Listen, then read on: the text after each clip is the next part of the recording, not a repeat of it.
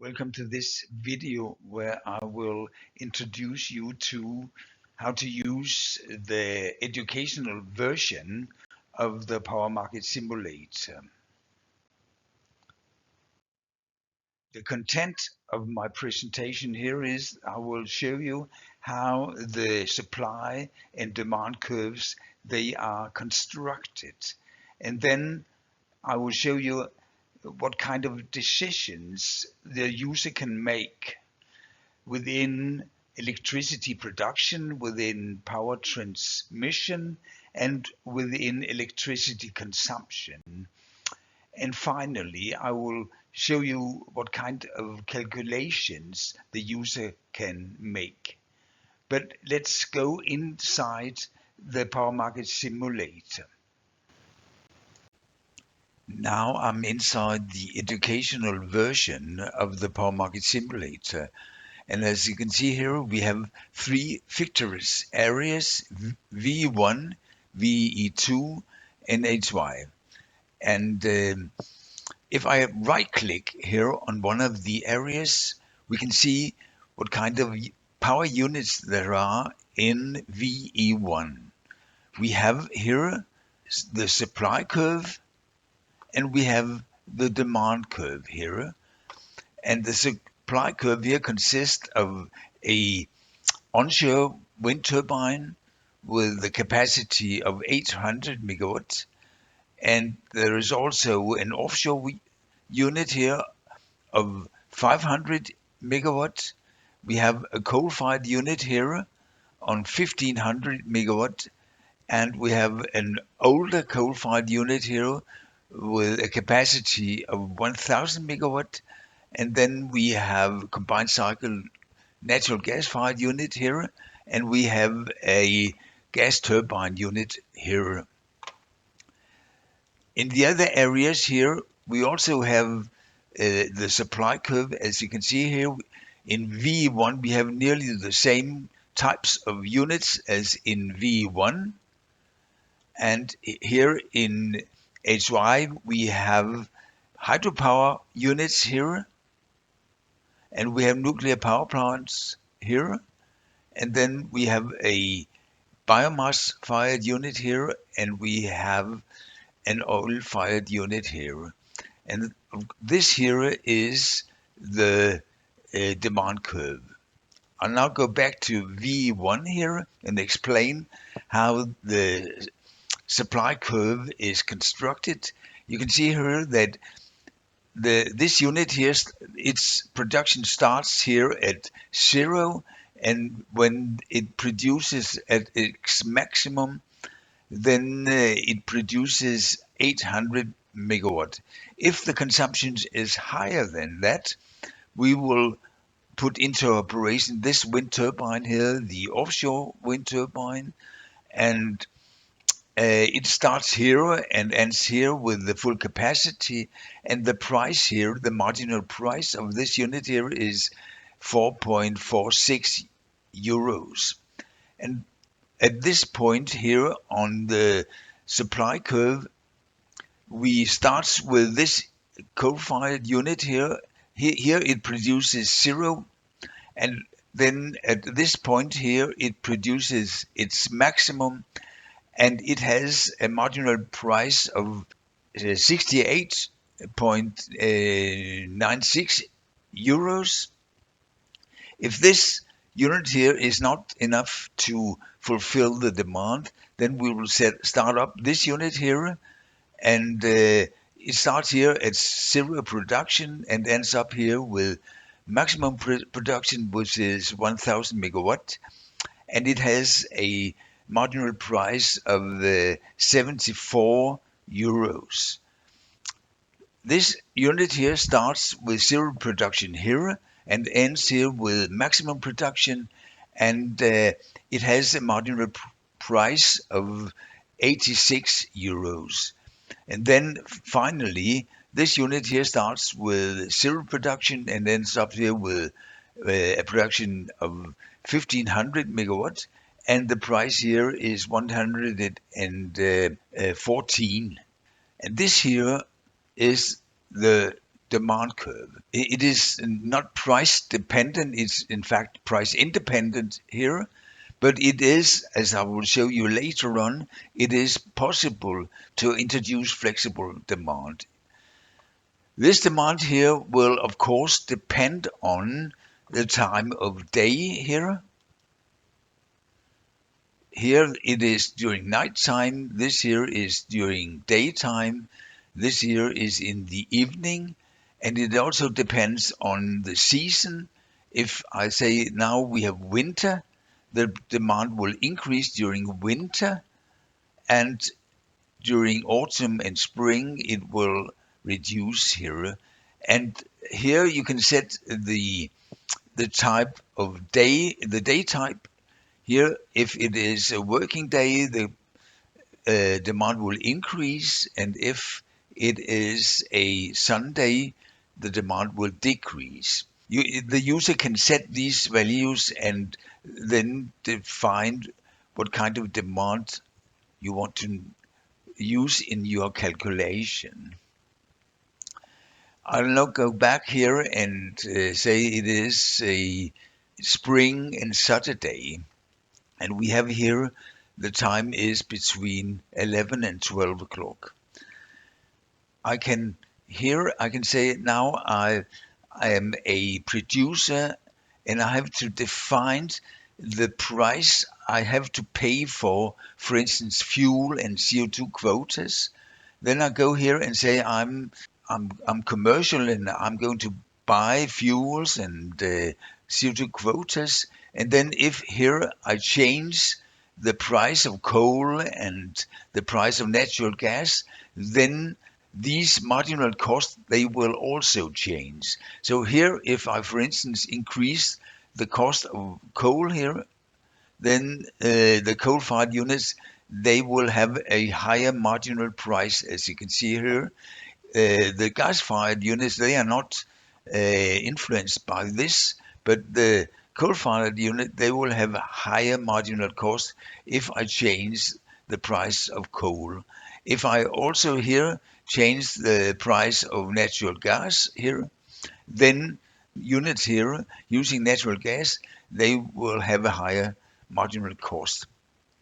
I can also go here and change the cost of buying CO2 quotas, and then as you can see here, the price, the marginal price of coal-fired units, they will increase, and the marginal price of natural gas units, they will also increase, but they will not increase as much as the coal-fired units because natural gas will not emit as much CO2 as coal. I also have the possibility here to change the availability of the different units here. In this case here, it's very windy, so the wind turbines, they are running at their maximum. If I say now it's not so windy, the production here is only 23% of their maximum, then you can see here the wind turbines, they do not have so much production, and the the supply curve here will move to the left. As a person that is buying, selling power and fuel, I can change the values here for buying fuel and the availability of the different power units. In the Power Market Simulator, it's also possible to build new power plants and wind turbines. And I'll show you how you can do that. Click this one here, and then I will go to this establish. I'm still a producer and I want to establish new power units. I'll give you this, it's a wind turbine, so I'll call it wind. Choose the area here, V1. The energy here is wind. Technology is offshore. The commissioning year here is 24. The capacity is 1,000. and it's not in CSP units here, and the color here is red. And now I add this unit here to the supply curve.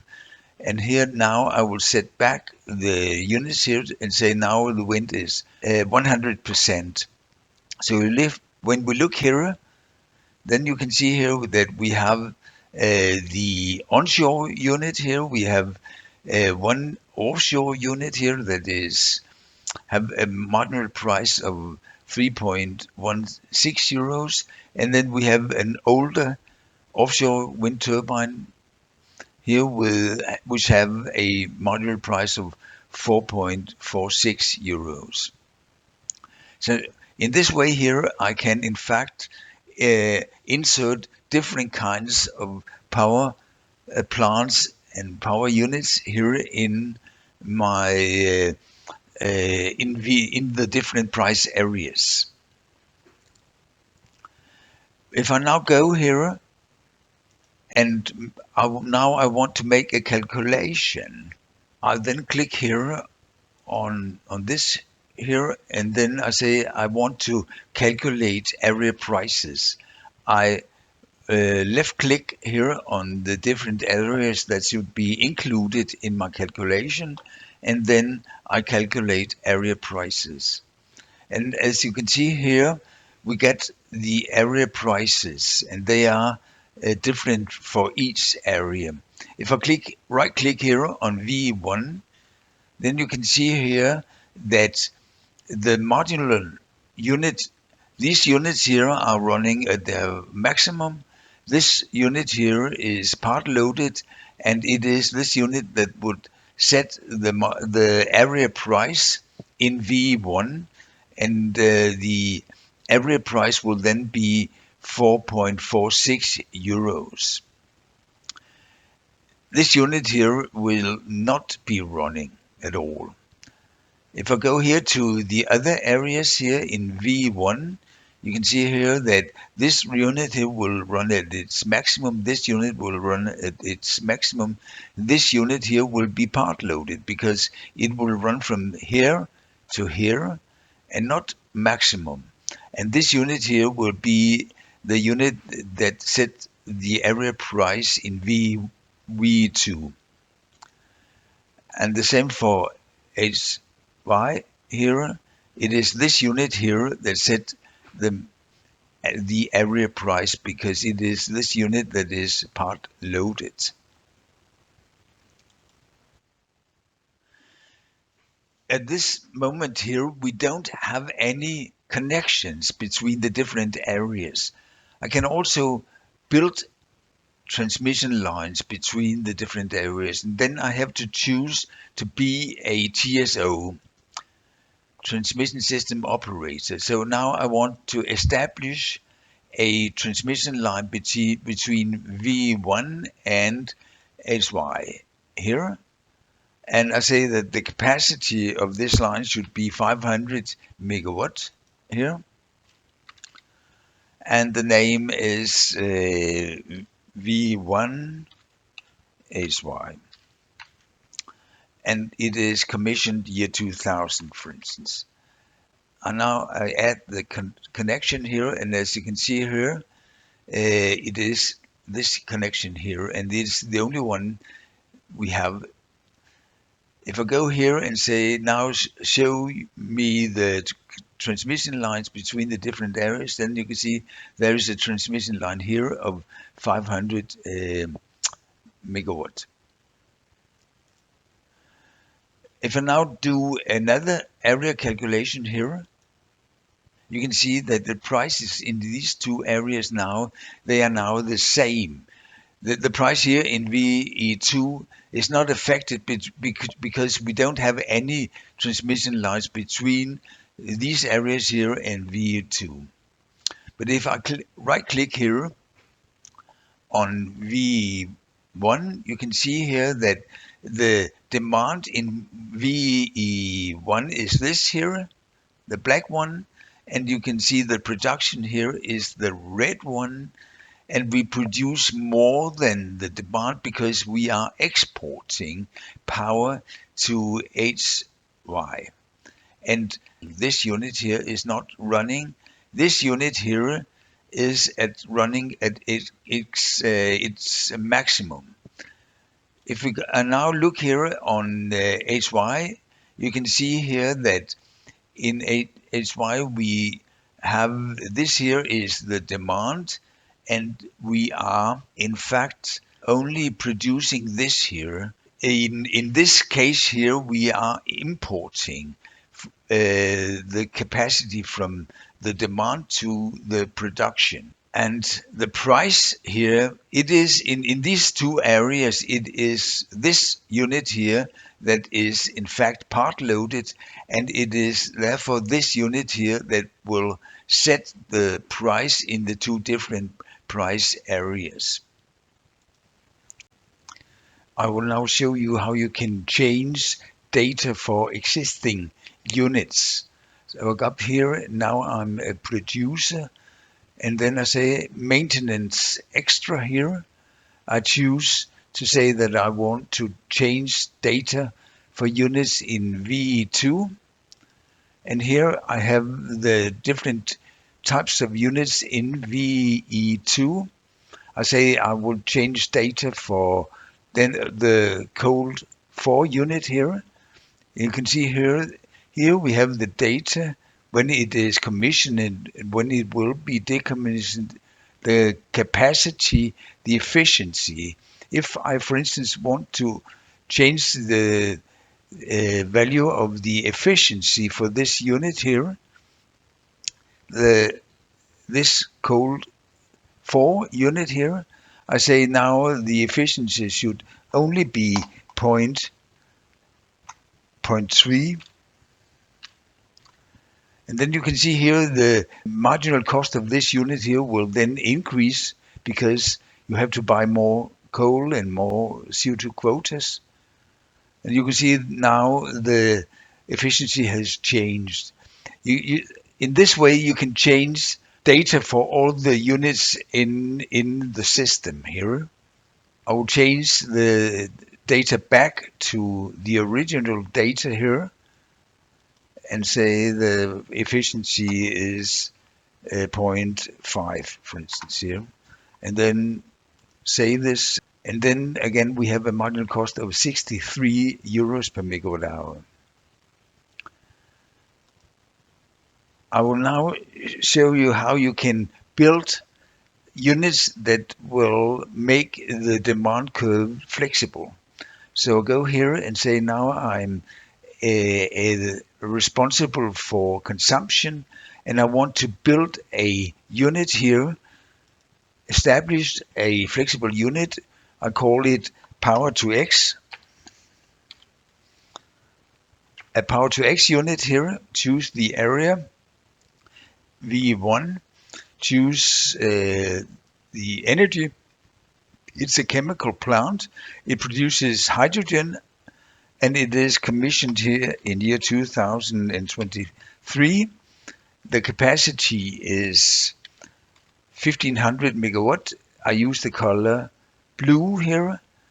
The maximum price I want to buy electricity to is 50 euros per megawatt hour, and then I add the unit. And as you can see here, we have added this unit here. So now we have, of course, the non-flexible demand here, and then we have this flexible demand. So the demand curve is not a straight line, but it is this line here. I make a new calculation, and you can see here that the prices have changed. Now, in fact, we are importing electricity from HI to V1, and the price here in V1 is higher. And this price is in fact equal to the marginal cost of the flexible power to X unit. So if I click here on HI, I can see here that This here is the demand. I'm exporting 500 megawatts, and it is this unit here that is the price setting unit in HI. And if I click here on VE1, I can see here I'm running these plants here. This plant here is running full loaded, and you can see this plant here is running part loaded because this here is the demand. This is, you have this inflexible demand, you have this flexible demand, and it is this here. This is the total demand. And the reason why this is not running full loaded, the electrolysis unit here, is that the price here is higher than the price this unit is willing to pay. So this unit here will only run part loaded from here to here, because if it should run full loaded, it would require this unit here to also start up, and it is too expensive to run. So this here shows how you can build flexible demand. When you have built flexible demand, you can also change the values here. This is the price you're willing to give when you are storing electricity in batteries, or when you are uh, buying power to electrolysis. And you are also able here to change data. If I go here and say V1, the different units I have in V1 is only this power to X unit here. And I can now change the price here. I can change the decommissioning year if I want to do that. This is how to change data. And what I also is able to do here is, when I do scenario calculations, I can calculate the profit of different flexible units.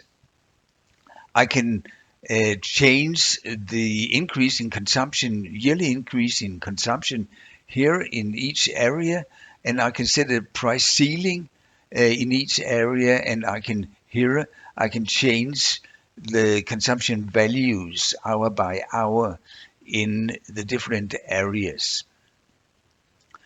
When I made some changes here, it is also possible for me to export these settings here.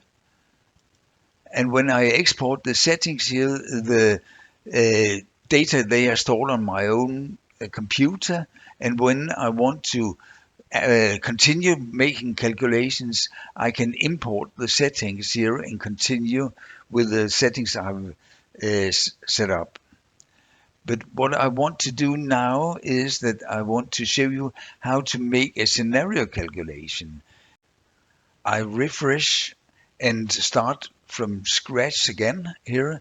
And now I say that I want to build again a line between VE1 and HI of 500 megawatts here. VE1 HI and year 2000 start here. Now I have the connection, and now I want to make a scenario calculation for these two areas. So I go up here and say, now I want to establish units automatically, and the model will build units if it is economical to do so. So here I say I want to make a scenario calculation for year 2024 to year 2040. These figures here you don't have to change here. If you want to change the values here for different units here, the efficiency and the investment cost, you can do so. And here you can change the potential if it is an area where you don't want to build nuclear power plants. You can say that in this area, the technology capacity of nuclear power plants should be 0. And here you can choose to calculate the profit for an individual existing unit for in this time period. You add this here. But what I want to do here is now I want to make a calculation, scenario calculation, calculate investment here in the two areas.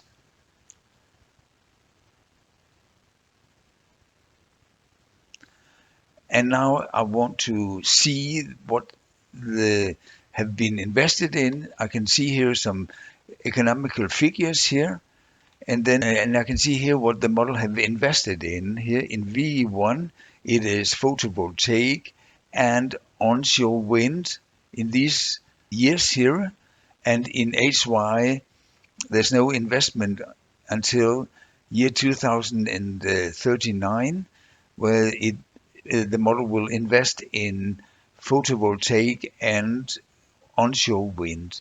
You can also see the capacities down here. And then, of course, you can go here and change the values for investment in the technologies and see how this will affect the invested capacity of the different units.